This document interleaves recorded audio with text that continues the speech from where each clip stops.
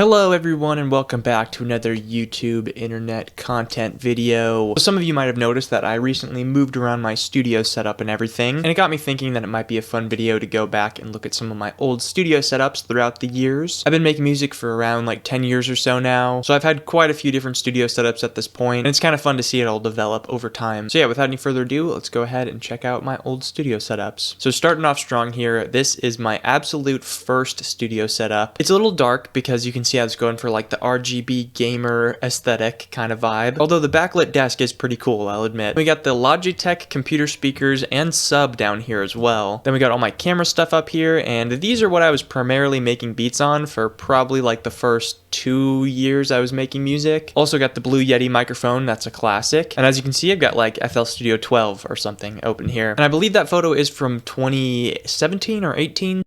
But yeah, this original setup here is just so nostalgic for me because this really was the place where I first learned how to make music and I first just fell in love with creating my own music and beats and everything. I spent so many hours here at this desk just making little beats and learning more about making music and making videos as well. So yeah, this is just so nostalgic for me looking at this. The next picture I have here, again, I'm going for like the dark Batcave type aesthetic. This is when I actually got a monitor that I could attach to my laptop and use as like a second screen. I remember when I got that, I felt really pro. I was like, okay, yeah, now the big leagues are calling. But you can see in the darkness and the shadows here, there's a couple other additions. I ended up getting a proper MIDI keyboard. I think I got that for Christmas or something like that, because this picture was taken around Christmas time in 2018, I believe. Yeah, you can see December 27th. But yeah, so eventually I ended up getting a desk upgrade. I remember I bought this little L-shaped desk thing on Amazon. I was really excited about it because it was kind of just perfect for the space. But I remember I got it and it was a lot skinnier than I was expecting, and also it kind of wobbled a little bit. So I wasn't the biggest fan, but it was nice because I could just put the keyboard on this side here. I also got this little rose LED light thing that I think my mom got for me, but the color coordination was just on point here. I had to match the lights up to the rose light. Also, sometime in that period, I ended up getting the Scarlett Focusrite. You can see it back there tucked away. We got the Blue Yeti on the boom arm, and then we also have my old acoustic guitar here, my old Epiphone. At this point, I wasn't recording a lot of live instruments, but I was doing some of that, so I would pick this up and record it from time to time. This one's one of those live videos or whatever, but you can see I've got the electric guitar over here on the left. Overall, just a solid little setup, and this is really when I started getting like way heavier into YouTube and also started getting a lot better at actually making music as well. So after that studio, me and my family were kind of like forced out of our house, and for a while we lived with my Nana in her like 2-bedroom apartment. But I remember one of the most challenging things about that time period was figuring out where to film and figuring out how to like record my music and still work on stuff. There were some times when I would just work like on the couch. As you can see, I would also sometimes just set up a TV tray and work there. Okay, this is pretty insane. This wasn't necessarily for music, it was more for me to record a video, but I set up a storage bin outside on the porch with my computer and interface and microphone and everything, and this was my pro level studio setup here. Here's another picture here. So yeah, this just goes to show you guys that you can't let anything stop you. No matter what, you got to keep going strong, you got to keep making music and keep doing what you love. After a little while, kind of near the end of us staying there, I settled into kind of a little area that I worked in, which funny enough was in the kitchen of my Nana's house. You can see here, again, another very pro setup. I was recording some bass. This was when B-Reel was popular. This is just so insane to look back on, but here's a better picture. I'm attempting to record both guitar and bass in the kitchen here. I believe in this picture, I was recording one of the first songs that me and Coleman ever made together. It was called San Francisco. On my computer right here is literally the project file of me recording for that song, which is pretty nuts because I bet you never would have thought it was recorded in the middle of a kitchen. So during the time that we were staying there, me and Coleman actually planned this cabin trip that some of you may have heard us talk about from time to time. It was super spontaneous. The plan was to just bring a bunch of stuff and record an album at the cabin. I plan on making a pretty long documentary style video about that trip at some point in the future, so stay tuned for that. But this is what our setup at the cabin looked like. I know this is not technically one of my studio setups, but I figured I'd include it because it's cool. Both Coleman and I brought our Scarlett interfaces, and then he brought these Rocket speakers. We had both of our computers set up on this table right here, and we would just record layers back and forth, and we would also like film videos here. My good friend Logan was there too, and he brought his Yamaha keytar, and we made a whole video with it. That's on Coleman's channel. Here's a little night shot. I think Coleman brought his like little sunset lamp thing and just really illuminated the room in a really cool way. This was honestly just such a great time. This was the first time that me and Coleman actually met in person, and we just made a bunch of cool music and really created a core memory here. So I think it was after around like 5 to 7 months of staying with my Nana, me and my family ended up finding a new place, which was such a relief. This is a picture here from I think like one of the first nights that I ever stayed in the house. We got my classical guitar, bass guitar, a little glockenspiel, feel. This is a very bare bones, like first day setting everything up picture. You can see once I started to get kind of settled in, I ended up setting up the drum kit. I ended up getting like a guitar rack. This is also when I discovered the pegboard life hack. Here's another little picture of it. These pictures were taken by Logan as well. He's a really talented photographer. I think I ended up getting a little keyboard stand for my MIDI keyboard, and then I put the pedals underneath. This was really before I ever used guitar pedals at all though. These almost never saw any use. Here's another picture. I was playing my Yamaha PSR keyboard, which now my little brother actually uses all the time. So yeah, those pictures right there were from kind of like the peak of that studio. That setup was really nice because it was very spacious and I had a lot of room to move around and do the stuff I needed to do, but also because the ceiling was very low and I had that corner just kind of covered with acoustic foam. It made it really nice for recording drums because I could get a really nice treated muffled drum sound. Really made me realize how much of a difference the sound of the room you're in really makes in your recordings. After that studio, I ended up moving here to Oklahoma, and this right here is a picture from the very first night that I got here. I don't even know what this is. Oh, it's a coffee maker. I kind of just got here and immediately emptied out everything. I think I arrived at like 10 o'clock at night or something. So this was before anything was set up at all. It was just like all my crap was thrown in the room. And it was kind of a long while before I really got everything set up the way that I wanted it. For at least a couple weeks, I didn't even have a desk because I couldn't bring mine with me. So I was just using the top of that dresser back there as my desk. I was like recording songs and editing videos and stuff on the top of a dresser. But then I finally ended up finding a desk on Facebook Marketplace, and me and Coleman went to go get it. The desk, this one that I'm using right now, is massive. It's so huge. When we picked it up, we couldn't even close the back of the trunk. So it was just hanging wide open, and I was like waving to people as we were going past them. I also remember right before we were about to turn into the neighborhood, we saw a cop, and the cop like pulled out of whatever parking lot he was in and started following us, and I was like, go, we gotta go immediately. Thankfully, we avoided capture and safely brought the desk back home. This is before I even had acoustic foam on the walls. Look at my little plant, so small and tiny. Here's a picture of this plant now. But once I had the desk, I was able to start actually setting everything up properly. So I had the speaker set up, the computer, my interface and everything. Here's a picture of the setup when I actually got it up and running and everything. You can see we got the drum set up properly. We got acoustic foam on the walls and everything. So yeah, obviously since then I've moved around this studio a couple times. Once I got the actual full real person-sized bed, I had to move everything around. And then just a week or two ago, I ended up moving everything around again and putting the desk back by the window. Here's a picture of what it looked like when I was doing that. It's just a total nightmare. I would say at this point I've collected a pretty substantial amount of gear and I have, you know, like a nice little setup going on. But even still, my setup is evolving every single day as I use it more and I figure out what works and what doesn't work. Some people find it really tedious to, you know, have to move stuff around and change your setup a lot, but for me, I really like it. But yeah, so I think that's pretty much gonna do it for me in this one. I really hope you guys enjoyed this one. I know it was a pretty random video, but it was a nice little blast from the past for me, and I hope you guys got something out of seeing my old setups and everything. I'm really thankful that a lot of you guys have been here on the journey with me. Some of you legitimately from like the very beginning. So yeah, thank you guys so much for watching. I really appreciate you all, and I will see you all in the next video.